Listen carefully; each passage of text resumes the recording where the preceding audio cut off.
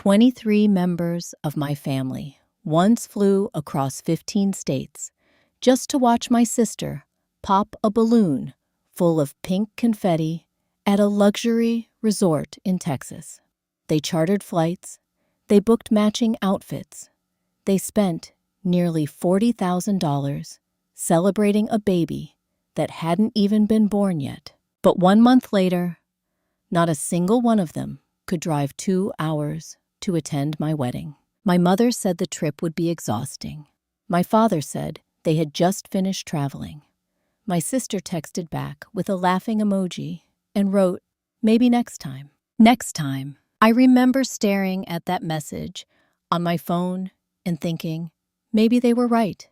Maybe my wedding really was just a small thing. But 34 days later, my phone exploded with more than 200 missed calls from those same people. Voicemails, messages, emails, all from relatives who suddenly remembered I existed because they had just discovered who my husband really was. And suddenly, that 2-hour drive didn't seem far at all. Before I tell you what happened next, if stories about family, betrayal, karma, and unexpected justice resonate with you, take a moment to subscribe to the channel. That way, you won't miss the next story when life pulls you away. Now here's the part none of them knew at the time.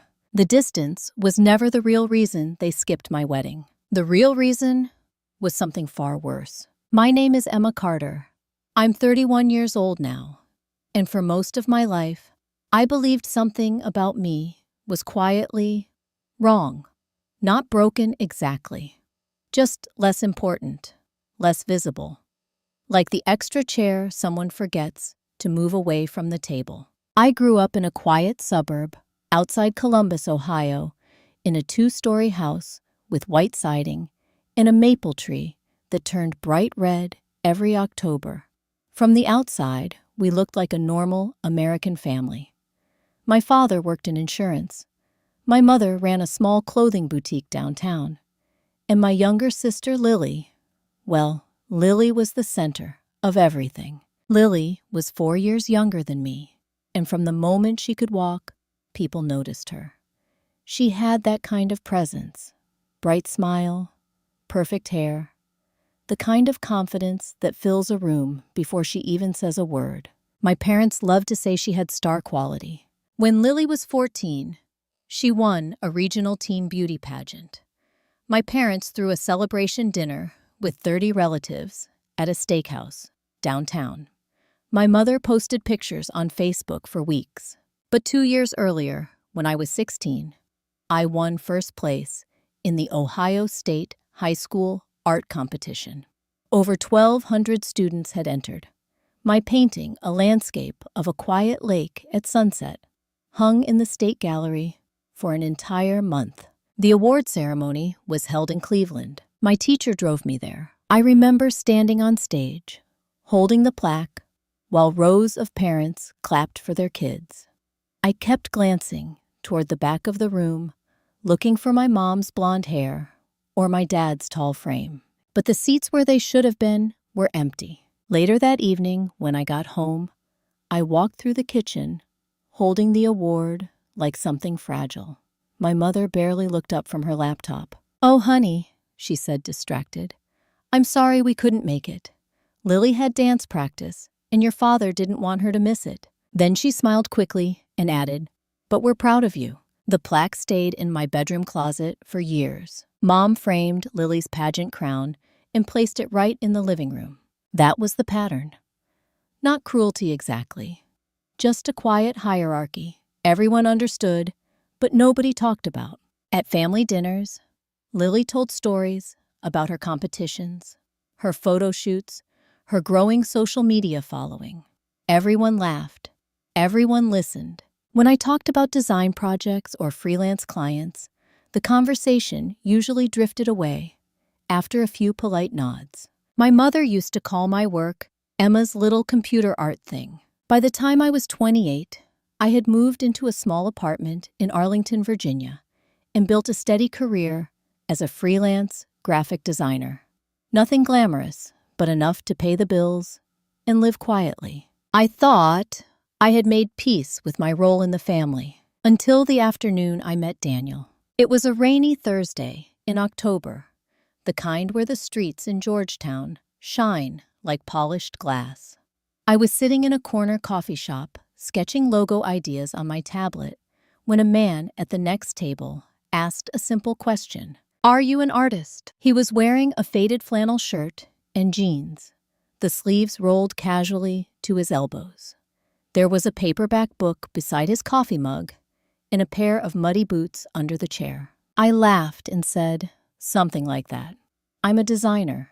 He smiled. Same thing he said, just with invoices. That made me laugh harder than it probably should have. We started talking, first about art, then about travel, then about books we both loved. The conversation moved so easily. It felt like we'd picked it up halfway through a sentence that had started years earlier. His name was Daniel. He told me he worked in finance. Not Wall Street flashy finance, just investment work, as he put it. The way he said it made it sound almost boring. He drove an old pickup truck that had a dent in the back bumper and a kayak rack on top. Our first date was dinner at a small Italian place where the owner greeted him like a regular. Our second was a walk along the Potomac River. Daniel never bragged, never tried to impress anyone, and maybe that's why I trusted him so easily. For 8 months, I believed he was simply a kind, thoughtful man who preferred quiet coffee shops to crowded restaurants and long conversations to fancy parties. If I had known who he really was, I might have understood much earlier why my family would one day regret missing my wedding. But at the time, Daniel Ashford just seemed like the calmest, most ordinary man I had ever met. And that was exactly the way he wanted it. Daniel and I dated for 8 months before I discovered the truth about him. And strangely, the truth didn't come from Daniel. It came from my best friend, Nora. Nora and I met during our freshman year at the University of Virginia. She was studying law, sharp-minded and observant in a way that made you feel like nothing in the world could slip past her unnoticed. Years later, she became a corporate attorney in Washington, D.C. And if there was one thing Nora trusted more than people, it was research. One Friday evening, I was at her apartment, the two of us sharing a bottle of red wine and complaining about deadlines. Daniel had just left after picking me up from dinner. Nora had been unusually quiet the whole night. Finally, she turned her laptop toward me. "Emma," she said slowly, "how long have you been dating this guy?" "Daniel." I laughed. "About 8 months. Why?" She tapped the screen. At the top of the article was a photograph I recognized immediately. The same calm smile, the same thoughtful eyes. The headline read, "Daniel Ashford, founder of Ashford Capital Partners, one of Forbes's most influential young investors." I blinked at the screen. Then I read the number underneath. Assets under management, $1.5 billion. I actually laughed at first. It seemed ridiculous. "That's not him," I said. But Nora simply folded her arms. "Emma, that's definitely him." The room went quiet. My mind replayed everything I knew about Daniel. The pickup truck, the flannel shirts, the quiet coffee shop conversations, the way he never once mentioned money. I drove to Daniel's apartment that night with my heart beating like a drum. When he opened the door, I held up my phone. "You want to explain this?" I asked. For a moment, he just looked at the screen. Then he sighed softly and stepped aside so I could come in. We sat at the small kitchen table, the same place we had shared takeout dinners so many times before. Daniel didn't try to deny it. "Yes," he said calmly, "that's me." I waited for an apology, or at least an explanation. He gave me something else entirely. When I was 12 years old, he began my father's business. Partner, stole nearly everything my family had. I watched people we trusted disappear overnight. Friends stopped calling. Relatives stopped visiting. He paused, and I realized something very early in life. Money changes how people see you. His voice was steady but quiet. So when my company finally became successful, he continued, I decided I would never lead with that part of my life. If someone wanted to know me, they would know the ordinary version first. He looked directly at me. I wanted to know if anyone would stay, if they thought I was just a regular guy. The words hung in the air between us. Why didn't you tell me? I asked softly. He gave a small smile. Because you never asked. And he was right. I had never asked how much money Daniel had. I cared about the way he listened.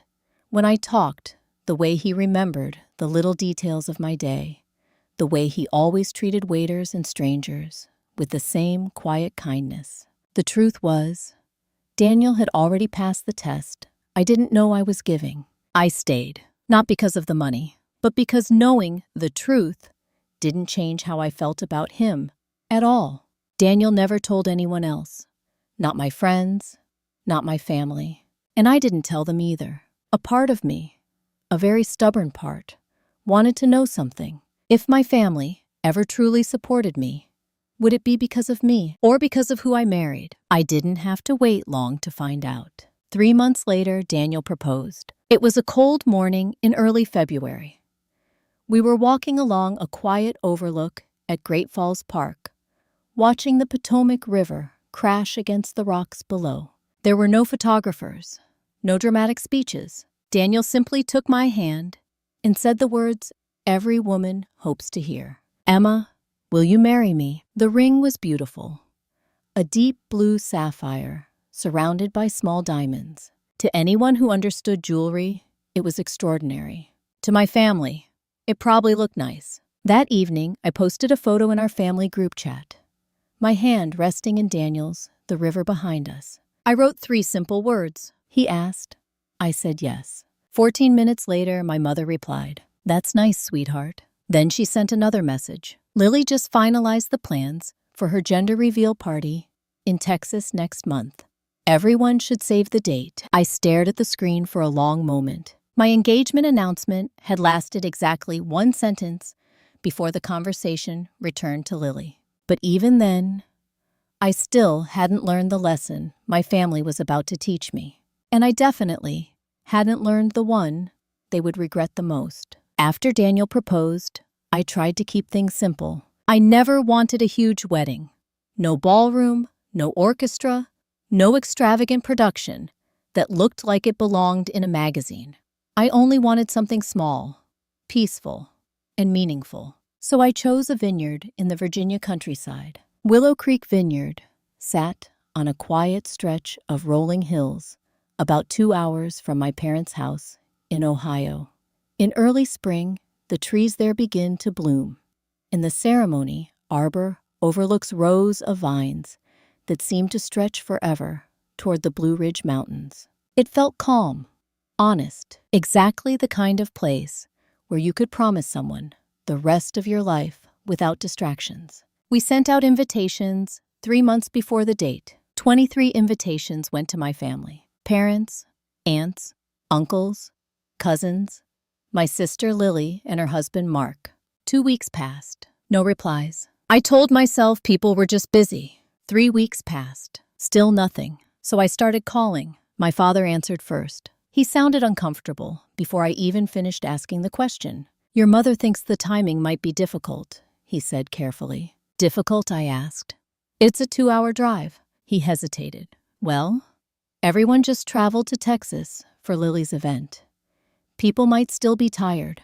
Texas, the gender reveal party. I had almost forgotten about it. Lily had rented a luxury resort outside Austin for the weekend.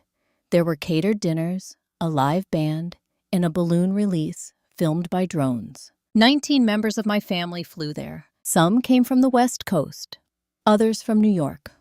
My mother even organized matching outfits for the reveal itself. Pink dresses, gold decorations, a cake that reportedly cost more than my monthly rent. Everyone had attended, everyone except me. I had a client deadline that weekend and couldn't make the trip, but I congratulated Lily anyway. I liked every photo she posted online. I thought that was what sisters were supposed to do. Now, as I waited for RSVP cards to come back for my wedding, the answers started arriving. One by one, and every single one said the same thing. Declined. My Aunt Linda wrote that she was exhausted from traveling to Texas. My cousin Rachel said a weekend trip to Virginia was too far. My sister Lily texted me, "Emma, I'm 5 months pregnant now. Traveling again would be really uncomfortable. But send pictures." Even my father sent a short message the week before the ceremony. "I'll try to make it work." He didn't. The morning of my wedding arrived with clear skies and soft spring air. Daniel's family filled the front rows early. His parents had flown in from California. His brother came from Chicago. Friends from college and work filled nearly every chair on his side of the aisle. 30 seats, every one of them taken. On my side, the rows looked very different. 6 people, 3 college friends, Nora, 2 former co-workers from my first design job, and 24 empty chairs. The wedding planner quietly approached me before the ceremony began. "Would you like us to move some guests over?"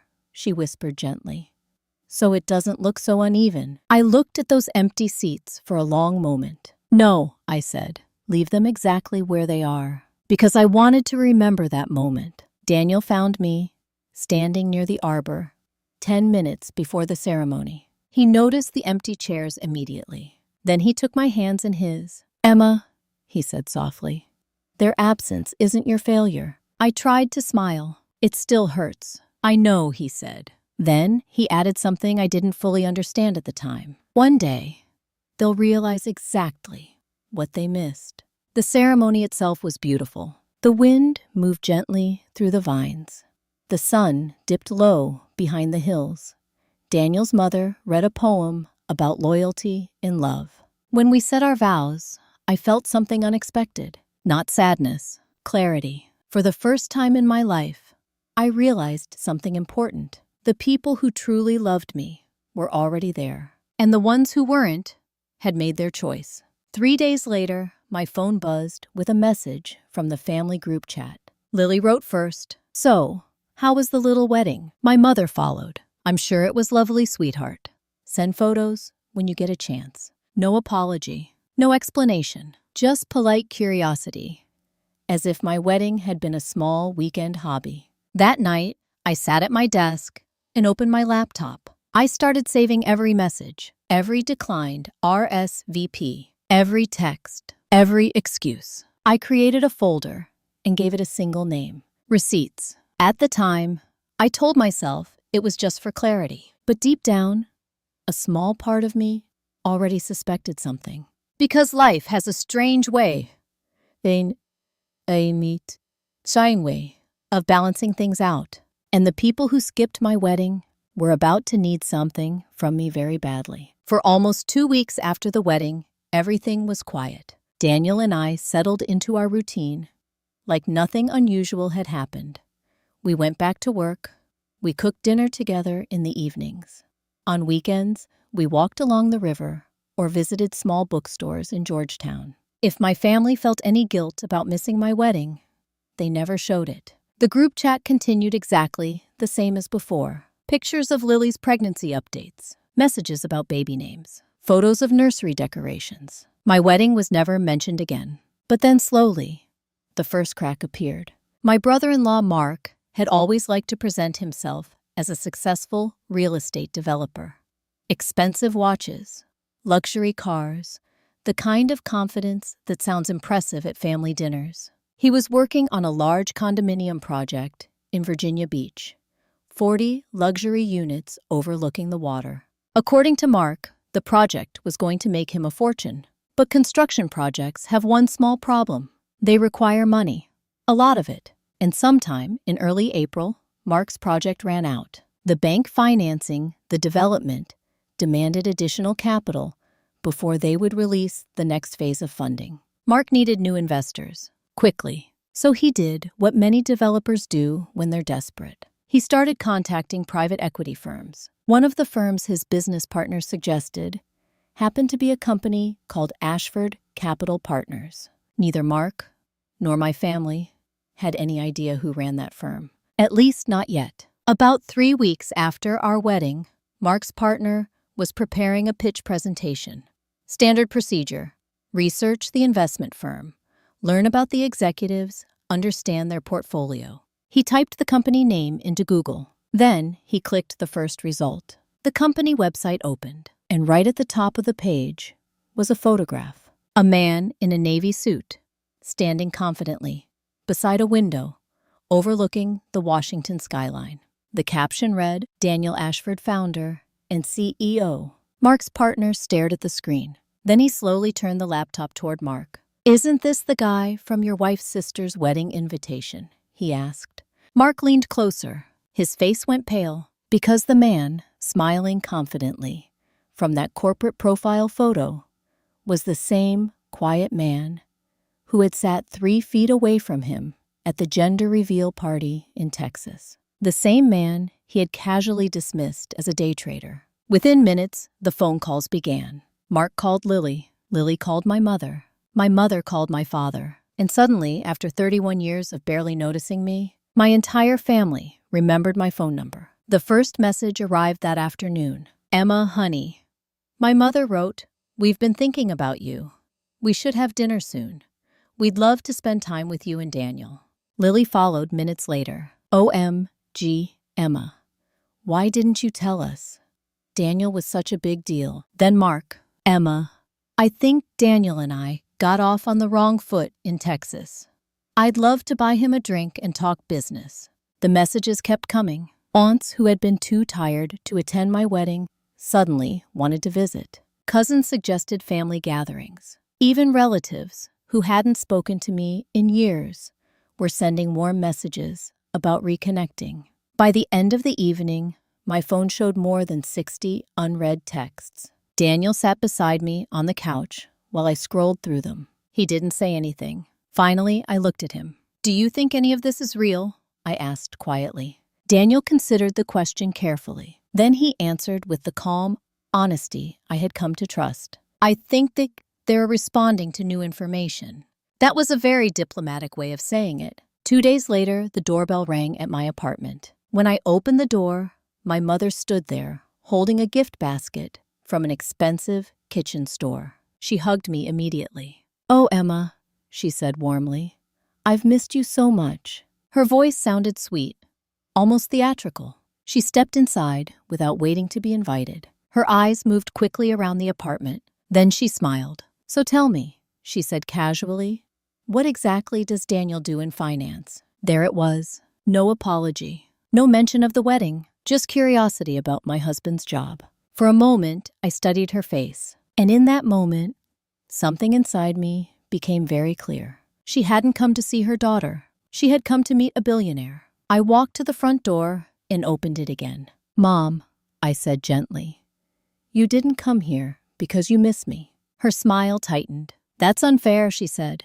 "Is it?" For a few seconds, we simply looked at each other. Then she picked up the gift basket and walked out. From the window, I watched her walk across the parking lot. And sitting in the passenger seat of her car, waiting, was my sister Lily. They hadn't come for a visit. They had come for a negotiation. But the truth was, they were already too late. Because something much bigger was about to happen. And this time, it wouldn't happen in private. About a month after my wedding, Daniel received an invitation to speak at a charity gala in Washington, D.C. The Henderson Foundation hosted the event every year to raise money for education programs in underfunded public schools.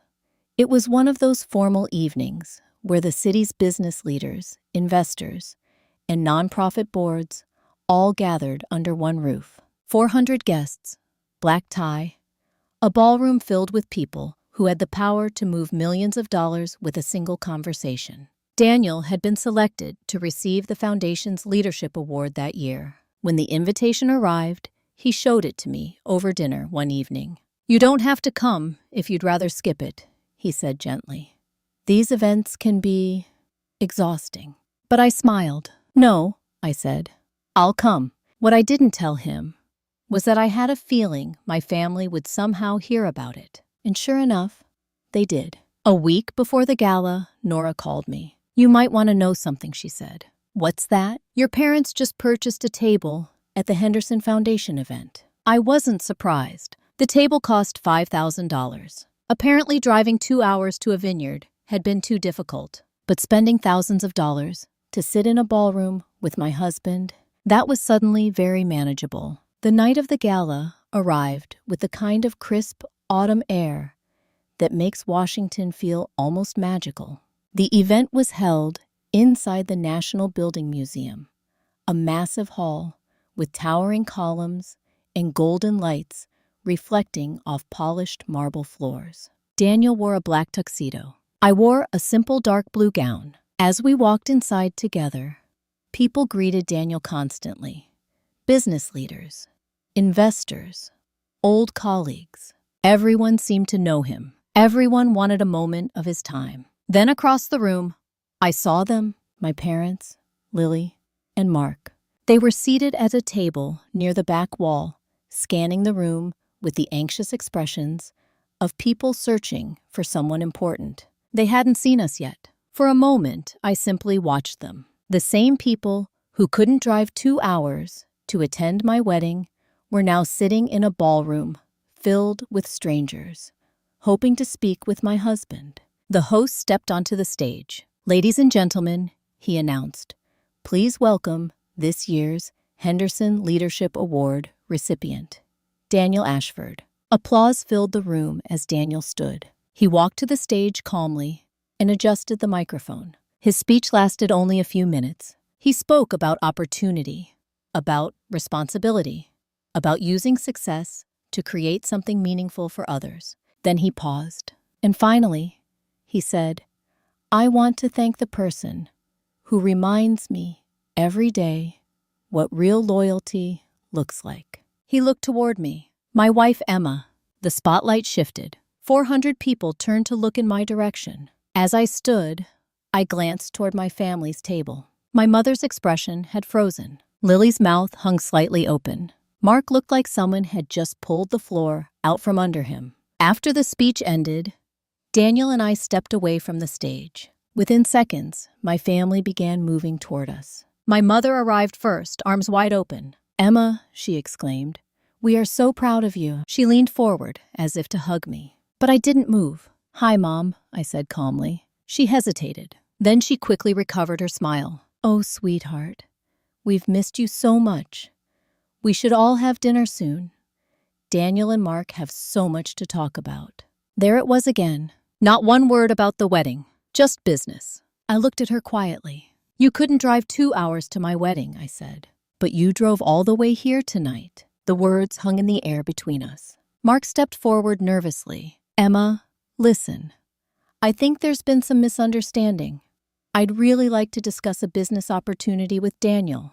I reached into my small clutch purse and pulled out a folded sheet of paper. It was a printed screenshot, one of the messages Mark had sent Lily the week of my wedding. I handed it to him. His eyes scanned the text. The color drained from his face. Because the message read, "Why would I waste a Saturday at Emma's little ceremony?" I turned to my mother. "And this," I said, holding up another page, "is the message you sent, telling everyone not to bother coming." Her mouth opened, but no words came out. Daniel stepped forward beside me then. His voice remained calm. "Mr. Carter," he said to Mark, "your company submitted an investment proposal to Ashford Capital 2 weeks ago." Mark nodded quickly. "Yes, exactly. That's why we were hoping." "I'm afraid the proposal has already been declined." Silence fell. "The financials didn't meet our investment criteria," Daniel continued evenly. "It had nothing to do with Emma." Mark looked like he had been punched. My mother tried one last time. "Emma," she said desperately, "we're family." I met her eyes. "You chose which family to show up for," I replied quietly. Then Daniel took my hand, and together we walked away. When you step back and look at a story like this, it becomes clear that what happened to Emma wasn't really about a wedding. It was about value, not the kind measured in money status or social media followers, but the quiet value of showing up for the people who matter. For many years, Emma believed she was simply the background character in her own family, the extra chair at the table, the person whose achievements were politely acknowledged and then quickly forgotten. And sadly, this kind of story is not uncommon. Family dynamics often create invisible roles.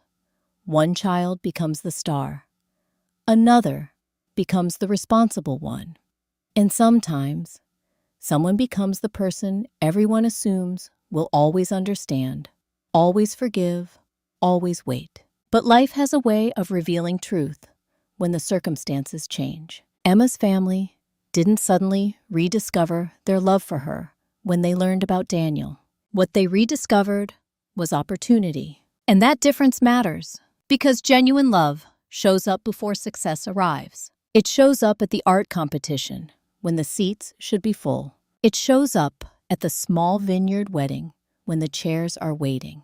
And it certainly doesn't appear 34 days later when someone realizes the person they ignored might now be useful. In psychology, there is a concept called conditional attention. It describes a relationship where affection appears only when there is something to gain: status, money, access, advantage. But the moment those benefits disappear, so does the attention. Healthy relationships work the opposite way. The strongest families, friendships, and marriages are built on what experts call consistent presence. It's not the grand gestures that matter most. It's the simple act of being there, again and again, even when nothing exciting is happening. That is why Daniel's words during the gala were so powerful. Success isn't measured by what you build. It's measured by who stands beside you when you have nothing. Emma eventually understood something that many people take decades to realize. You cannot force people to value you. You can only decide how much access they have to your life. Boundaries are not revenge. They are clarity. And sometimes the bravest decision a person can make is simply stepping away from the table where they were never truly welcomed. Now, if this story made you reflect on your own experiences, you're not alone. Many people listening right now may recognize pieces of their own family dynamics in Emma's journey. And if stories like this resonate with you, stories about human behavior, family relationships, and the quiet lessons life teaches us, consider taking a moment to like the video and subscribe to the channel. It helps more people discover these stories, and it allows us to continue sharing meaningful narratives that might help someone else feel a little less alone. And I'm curious about something. Have you ever experienced a moment when someone only showed up in your life after you became successful, or after something valuable appeared? If you feel comfortable sharing, you can tell your story in the comments, because sometimes the most powerful lessons don't come from experts. They come from people who have lived through the same experiences and found their way to peace on the other side.